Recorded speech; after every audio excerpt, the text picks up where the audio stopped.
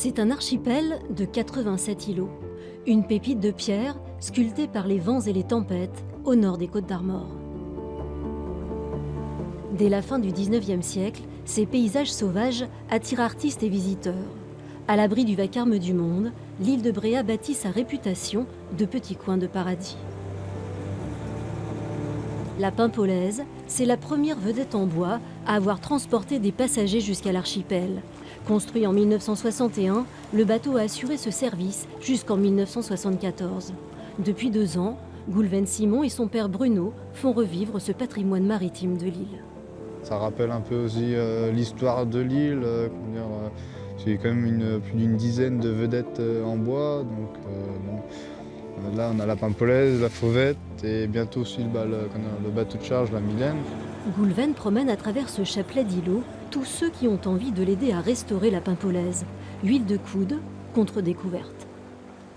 Il y a tellement de beaux paysages, même quand la mer elle est mauvaise, il y a toujours quelque chose qui fait qu'on ne s'en lasse pas, quoi.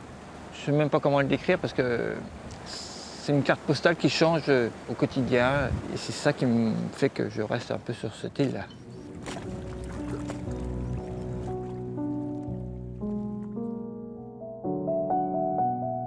Hier, comme aujourd'hui, Bréhat s'explore en bateau, à pied, à vélo. Les voitures y sont interdites. Seuls, quelques tracteurs sillonnent l'île. Le calme, la paix, le silence, c'est ce que viennent chercher ici des milliers de promeneurs depuis des décennies.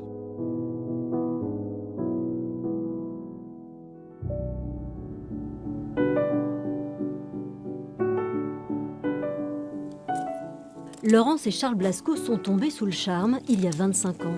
Ils ne voulaient plus vivre dans une grande ville. Lui travaillait dans l'informatique, elle était comptable. Tous les deux ont fait de l'île aux fleurs leur terrain de jeu botanique. Ils cultivent des centaines de variétés exotiques, une palette de couleurs en harmonie avec ces lumières de Bréhat qu'ils aiment tant. Le ciel est vraiment changeant tout le temps, on a plusieurs temps dans la même journée, les intensités lumineuses, c'est vraiment quelque chose de très très fort. Les rochers, les contrastes, la mer à marée basse, c'est vraiment un spectacle assez lunaire. Enfin, ces couleurs de Bretagne qui sont si fortes sont vraiment très ressenties ici à Bréhat.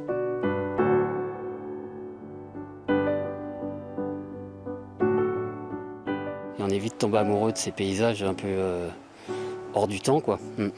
Il faut venir, hein, c'est indescriptible. Même lorsqu'on voyage, on est parti dans des pays magnifiques.